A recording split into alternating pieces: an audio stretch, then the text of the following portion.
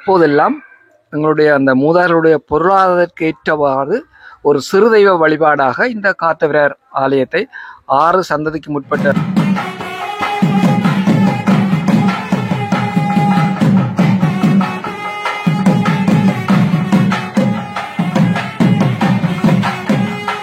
தீர்க்க தரிசனமா இதுல இருந்து இந்த மூலஸ்தானத்துல இருந்து குறிப்பிட்ட அளவு தூரத்துல இந்த ஆலயம்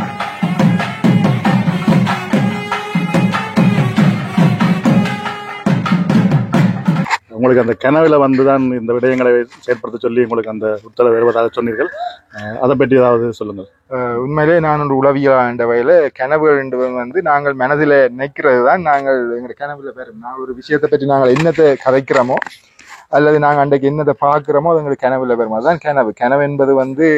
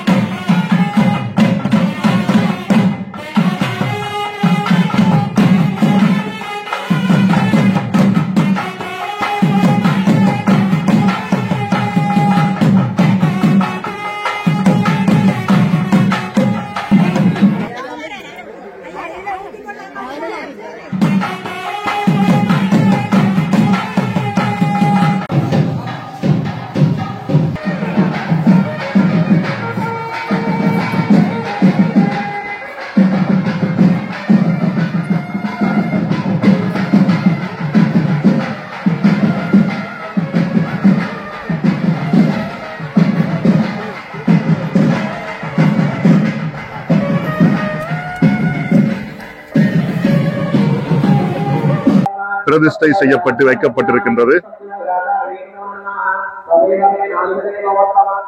இலங்கையிலேயே எமது ஆலயத்திலே தான் தற்போது அதிகமான சிவலிங்கங்கள் வைக்கப்பட்டிருக்கின்றன. அதாவது 108 சிவலிங்கங்கள், 2 மகாலிங்கங்கள்.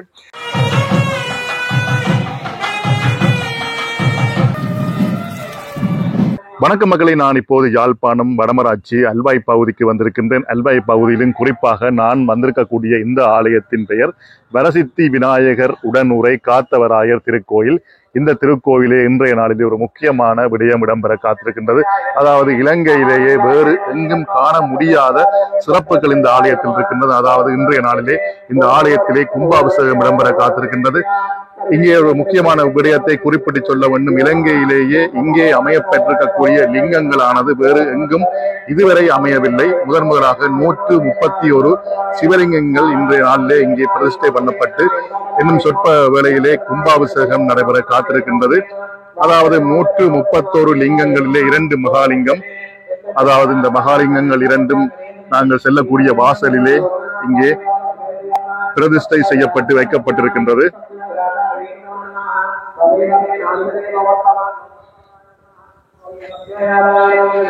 இரண்டு மகாலிங்கங்கள், 108 சிவலிங்கங்கள், அது தவிர நவக்கிரக லிங்கம் 9, ராசிலிங்கம் 12 என மொத்தமாக 131 லிங்கங்கள் பிரதிஷ்டை செய்யப்பட்டிருக்கின்றன. இன்றைய நாளிலே இங்கே இன்னும் சொற்ப வேளையிலே கும்பாபிஷேகம் நடைபெறுவதற்கான ஏற்பாடுகள், கிரியைகள் நடைபெற்றுக் கொண்டிருக்கின்றன. எனவே இந்த சிறப்பான விடயங்கள், அதாவது இந்த சிறப்பான விடயம் இலங்கையிலே வேறு எங்கேயும் இல்லை. முதலாக இந்த ஆலயத்தில் தான் இந்த விடயங்கள் ஏற்பாடு செய்யப்பட்டிருக்கின்றன. எனவே இந்த காணொளியானது இந்த ஆலயத்தில் இடம்பெறக்கூடிய கும்பாபிஷேகத்தோடு தொடர இருக்கின்றது. தொடர்ச்சியாக இந்த காணொளியோடு நாங்கள் பயணிக்க போகின்றோம்.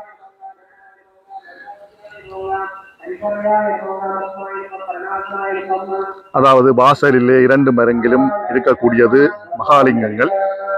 அந்த மகாலிங்கங்கள் 2க்கும் நேர்வரிசையாக ஏனைய சிவலிங்கங்கள் இங்கே பிரதிஷ்டை செய்யப்பட்டிருக்கின்றன.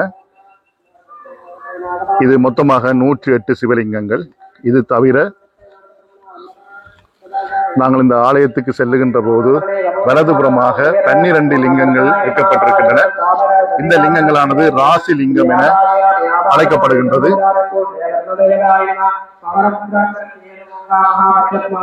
ஒவ்வொரு ராசிக்குமான லிங்கங்களாக இந்த லிங்கங்கள் பிரதிஷ்டை செய்யப்பட்டிருக்கின்றன.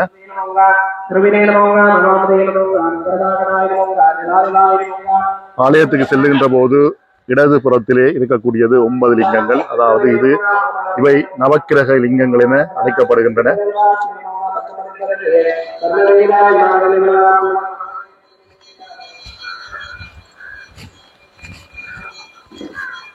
ஆலயத்துக்கு செல்லுகின்ற போது இங்கே விநாயக பெருமானுடைய சிலை வந்து முன்பாக வைக்கப்பட்டிருக்கின்றது. இப்போது நாங்கள் ஆலயத்தின் உள்ளே செல்ல போகின்றோம்.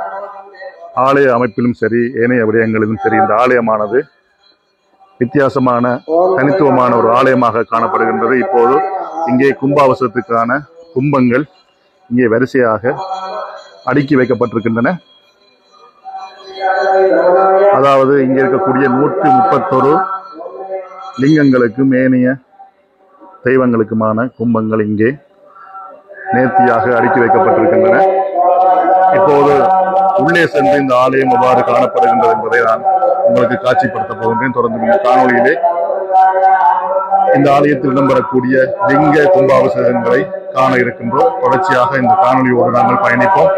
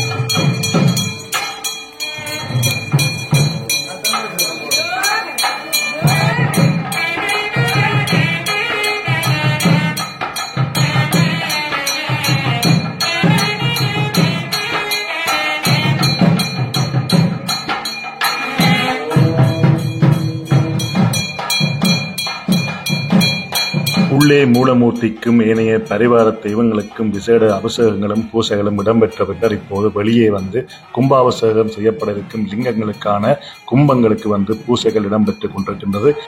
கும்பங்களுக்கான பூசைகள் நிறைவு பெற்றதும் விசேடமாக ஹோமம் வளர்க்கப்பட்டு பின்னர் கும்பாபிஷேகம் இடம்பெற காத்திருக்கின்றது.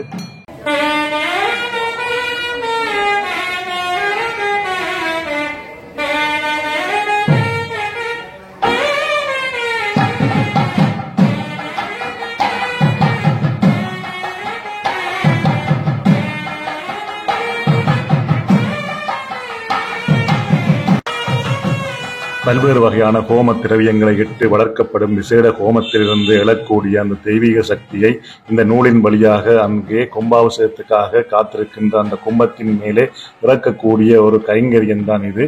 ஹோமத்தின் போது நெருப்புக்குள் போடப்படும் பொருட்களை, அதாவது அந்த திரவியங்களை வந்து அவிசு பொருட்கள் என்று சொல்வார்கள். அந்த பொருட்களை ஊர் மக்கள் தங்களுடைய கைகளால் எடுத்து வந்து இந்த ஹோமத்தின் முன்பாக இப்போது வைக்கப் போகின்றார்கள். அதற்கான நடைமுறை தான், அதற்கான அந்த சம்பிரதாயம் தான் இப்போது நடைபெற்றுக் கொண்டிருக்கின்றது. இப்போது அனைவரது கைகளிலும் அந்த அவிசு பொருட்கள் வழங்கப்பட்டு கொண்டிருக்கின்றன. அவர்கள் இந்த ஆலயத்தை சுற்றி வந்து இந்த ஆலயத்துக்கு முன்பாக இப்போது தயாராகி கொண்டிருக்கக்கூடிய ஹோமத்தின் முன்பாக அதை வழங்குவார்கள். பின்னர் ஹோமம் இடம்பெறும். ஹோமம் இடம்பெற்ற கையோடு கும்பாபிஷேகம் இடம்பெற காத்திருக்கின்றது. இப்போது பார்த்தால் தெரியும், ஏராளமான அந்த அவிசு பொருட்கள் இங்கே வந்து வைக்கப்பட்டிருக்கின்றன.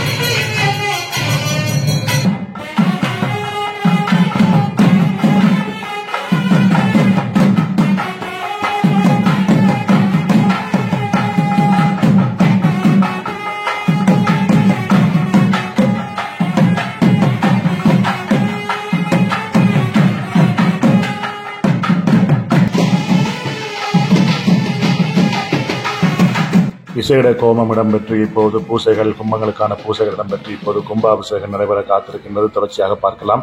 131 சிவலிங்கங்கள் இலங்கையிலே முதலாக பிரதிஷ்டை செய்யப்பட்டிருக்கக்கூடிய இந்த ஆலயத்திலே இந்த கும்பாபிஷேகம் எவ்வாறு இடம்பெறுகின்றது என்பதை பார்க்க போகின்றோம். அது மட்டுமல்லாது இவ்வாறான கும்பாபிஷேகங்களை காண்பது என்பது அரிதான விடயம். எனவே இந்த காணொலியை முழுமையாக பாருங்கள், உங்கள் நண்பர்களுடனும் பகிர்ந்து கொள்ளுங்கள். தொடர்ச்சியாக இந்த கும்பாபிஷேகம் எவ்வாறு இடம்பெறுகின்றது என்பதை தொடர்ச்சியாக இந்த காணொலி வாயிலாக பார்க்க இருக்கின்றோம். அது மட்டுமில்லாமல் இந்த காணொலியின் நிறைவு பகுதியிலே இந்த ஆலயத்தைச் சேர்ந்தவர்களோடு உரையாடப் போகின்றோம். தொடர்ச்சியாக இந்த காணொலியோடு இணைந்து பயணிப்போம்.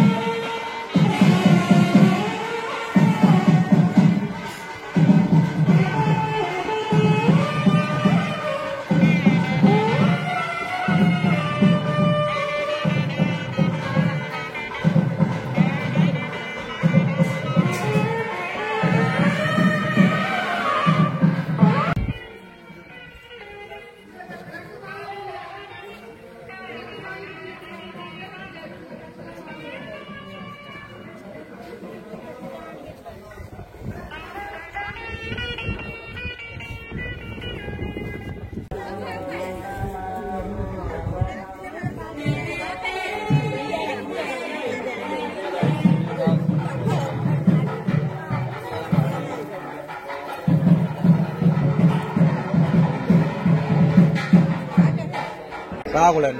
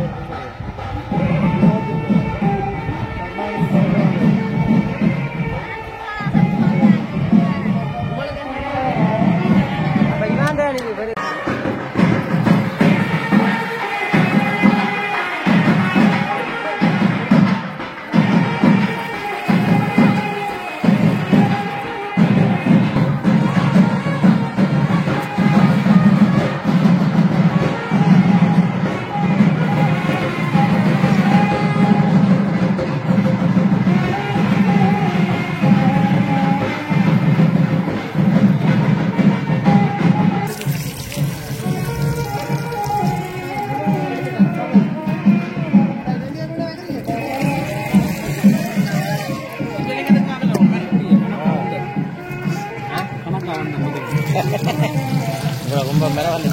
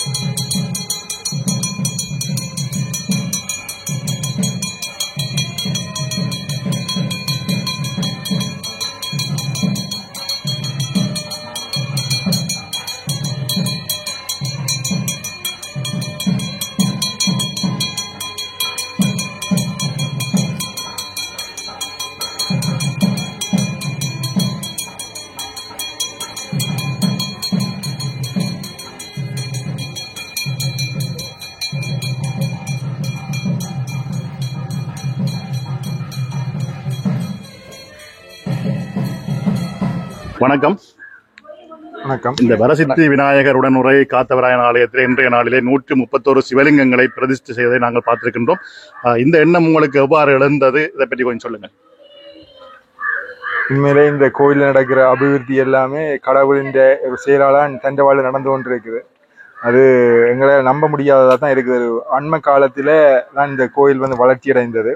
அது ஒரு ஒதிய மரத்துக்கு கீழே இந்த கோயில் ஆரம்பத்தில் இருந்தது. அதாவது இவரோட அப்பா வந்து எங்களுக்கு தெரியும், அவர்ல இருந்து எங்களுக்கு தெரியும். அதுக்கு முதலே எங்களுக்கு 1882 இருந்து தான் இந்த கோயிலை பற்றி தெரியும். அவற்றை அப்பா முதல் ஒரு ஒதிய மரத்துக்கு கீழே விளக்கு வச்சு வந்தவர். அதுக்கு பிறகு என்னுடைய அப்பா அவருக்கு பேர் சிவகுரு, சைவ பழம் என்று சொல்றது. அதுக்கு பிறகு எனது தந்தையாருடைய அப்பா தம்பி ஐயா அவர்கள் நீண்ட காலமாக விளக்கு வைத்து வந்து, அதுக்கு பிறகு என்னுடைய அப்பா விளக்கு வைத்திருந்தார். இப்போது நான் அதுக்கு பூஜை செய்து கொண்டு இந்த கோயிலை பெருசாகி கொண்டிருக்கிறோம். இப்போ நாங்கள் 4 பேரும் வந்து இந்த கோயிலில் இங்கே ஒரு நிர்வாக கட்டமைப்பு பண்ணணும் இல்லை, நாங்கள் ஒரு மெய் அடியார்களாக தான் இருந்து இந்த கோயிலை ஒரு 4 பேரும் இன்னும் ஒரு 3-4 பேர் சேர்ந்து தான் இந்த கோயிலை என்னன்றோம். இந்த பிரச்சனையும் இல்லாமல் நாங்கள் 2019ஆம் ஆண்டில் இருந்து இங்கே திருவிழா நடைபெற்று கொண்டிருக்குது. எங்களுக்கு இங்கே 130க்கும் மேற்பட்ட உபகாரர்கள் திருவிழா செய்கிறார்கள். எந்தவித முரண்பாடுகளும் இல்லாமல் எல்லாரும் அமைதியாக இந்த கோயிலில் தாங்கள் வேண்டுவதை செய்துட்டு போயினோம். இங்கே நாங்கள் எந்த கட்டுப்பாடுகளும் வைப்பதில்லை. மக்கள் தங்களுக்கு விரும்பின வகையில் வழிபடக்கூடியதாக இருக்கு இறைவனை. அதோட இந்த கோயிலில் என்ன ஒரு அற்புதம் என்று சொன்னால், நாங்கள் எதை நினைச்சு கும்பிடுறோமோ அதை கடவுள் கொடுக்குறாரு. அதாவது இந்த கோயிலுக்கு பேர் வந்து வெடிக்காத்தன் தான் இருந்தது. அது பிறகு இப்போ வரசித்தி விநாயகர் வந்து அல்வாய் வரசித்தி விநாயகர் உடனே காத்தவராய தேவஸ்தானமாக வந்திருக்குது. இந்த சிவலிங்கம் எப்படி வந்தேன்னு சொல்லி சொன்னால், உண்மையிலேயே எங்களுக்கு எங்களோட யாழ்ப்பாண மண்ணில் வடமராட்சியில அதாவது இந்த சிவலிங்கங்கள் இல்லை. சிவன் கோயில்கள் பல இருக்கின்றன.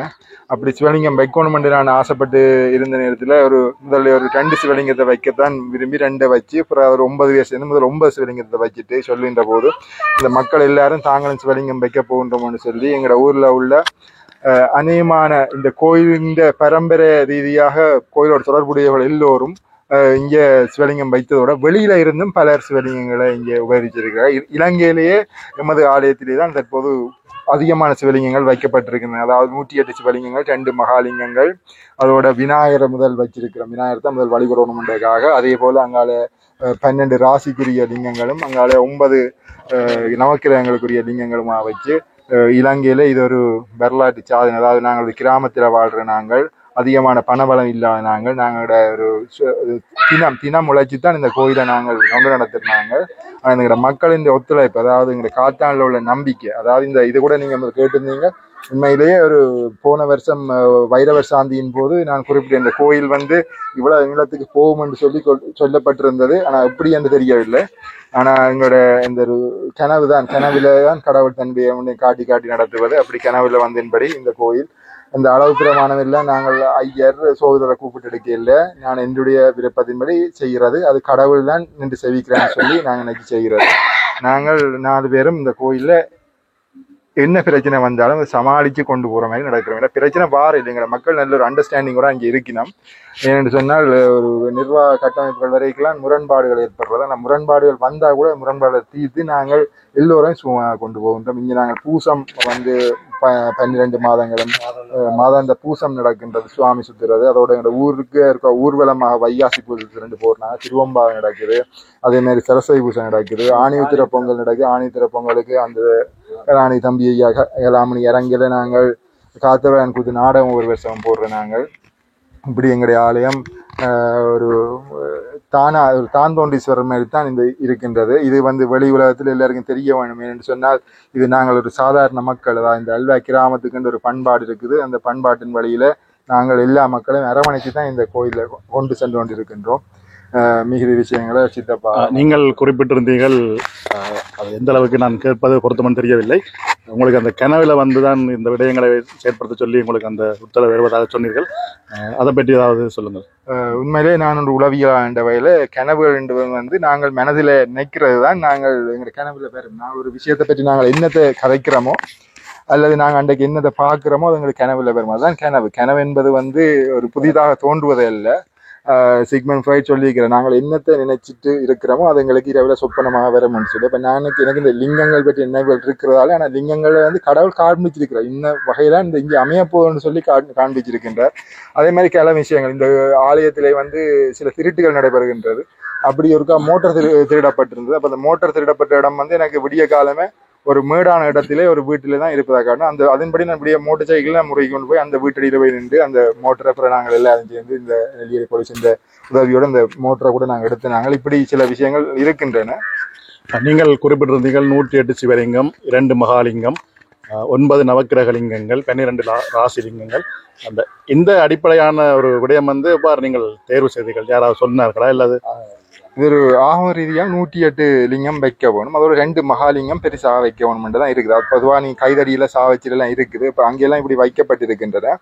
ஆகவே நாங்கள் அதை வச்சு கொண்டு போய்கிற மக்களுக்கு வந்து ஒரு ஆசை வந்துச்சு, நாங்களும் வைக்க வேணும்னு சொல்லி ஆசை வரையில நாங்கள் ராசிலிங்கத்தையும் மக்களுக்கு இடம் கொடுக்கணுமென்ற கணக்கு கிராம மக்களுக்கு கொடுத்தோம். அப்புறம் இன்னும் எங்களுக்கு வேணுமென்று சொல்லி சொன்னதால நாங்கள் இங்கே நவக்கிரக லிங்கத்தையும் வச்சு இறைவனுக்கு ஒரு பூரணமாக நாங்கள் அந்த இதை செய்திருக்கிறோம். இந்த ராசிலிங்கங்களை பொறுத்தவரையில் வந்து வெள்ளை கற்களாக வந்து சேர்க்கப்பட்டிருக்கின்றது.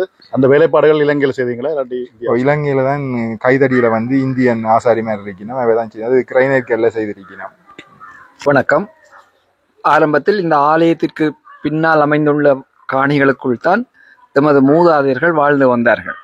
அப்போதெல்லாம் எங்களுடைய அந்த மூதாதையருடைய பொருளாதாரத்திற்கு ஏற்றவாறு ஒரு சிறுதெய்வ வழிபாடாக இந்த காத்தவராயர் ஆலயத்தை 6 சந்ததிக்கு முற்பட்ட மூதாதையர்கள் அதை அமைத்ததாக எங்களுக்கு செவி வழியாக கேள்விப்பட்டிருக்கின்றோம். அதன் தொடர்ச்சியாக அருகிலே புதுக்களங்களை பிள்ளையாரும், இதிலிருந்து ஒரு 500 மீட்டர் தொலைவில் முத்துமாரி அம்மனும் அப்படியே அமைந்திருந்து எங்களுக்கு ஒரு காவல் தெய்வங்களாகத்தான் இவை இருந்தவை. அதை கண்ணூடாக கண்ட எமது மூதாதையர்களும் இருக்கிறார்கள்.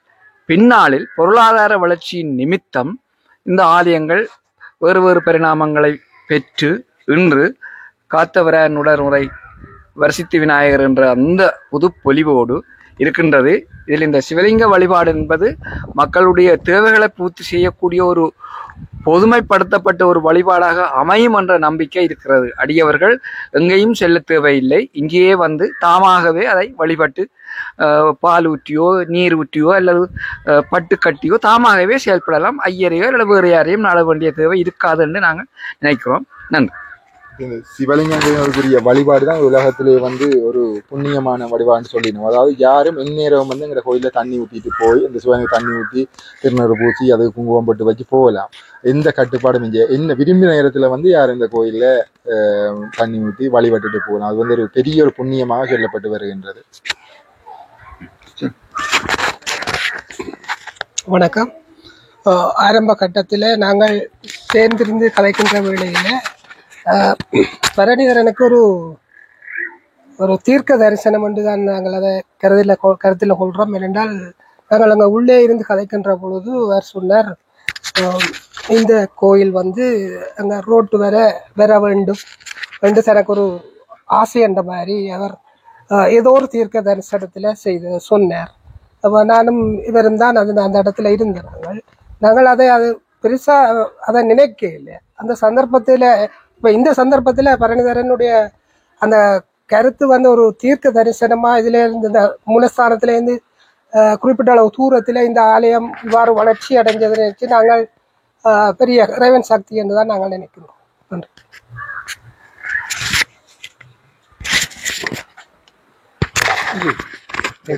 இந்த ஆலயம் வந்து என்னன்னு சொன்னா எங்களுக்கு நாங்கள் கடவுளை வந்து நாங்கள் பூட்டி வச்சுக்கொண்டு நாங்கள் கட்டுப்பாடுகளை வச்சுக்கொண்டு தான் கடவுளை வழிபட்டு கொண்டிருக்கிறோம். உண்மையிலேயே அப்படி இல்லை. கடவுள் என்பது வந்து எல்லாருக்கும் பொதுவானது, எல்லாரும் வழிபடணும். இப்போ எங்களுடைய நோக்கமே அதே தான் இருக்குதுன்றா எல்லாரும் கடவுளுக்கு தொட்டு வழிபடக்கூடிய ஒரு நிலை வரணும் என்ற காண்டித்தான் நாங்கள் இந்த சிவலிங்கங்களை எல்லா மக்களுக்கும் உரிய வகையில் இந்த இடத்துல அமைச்சிருக்கின்றோம். ஆகவே யாரும் எந்த விதமான மனக்கிலேசமும் இல்லாமல் எல்லாரும் கடவுளை தொட்டு வழிபடலாம், இங்கே வரணும்னு சொல்லி நாங்கள் கேட்டுக்கொள்கிறோம். இனி வரக்கூடிய நாட்களில் இங்கே வரக்கூடியவர்கள் தங்களுடைய கைகாலையே அபிஷேகம் செய்யலாமா? தாங்களே தண்ணி ஊற்றி பால் ஊற்றி திருநூறு வைத்து அவர்களே அந்த ஒரு அர்ச்சனை மாதிரி செய்து கொள்ளலாம். சரி, நன்றி. நன்றி.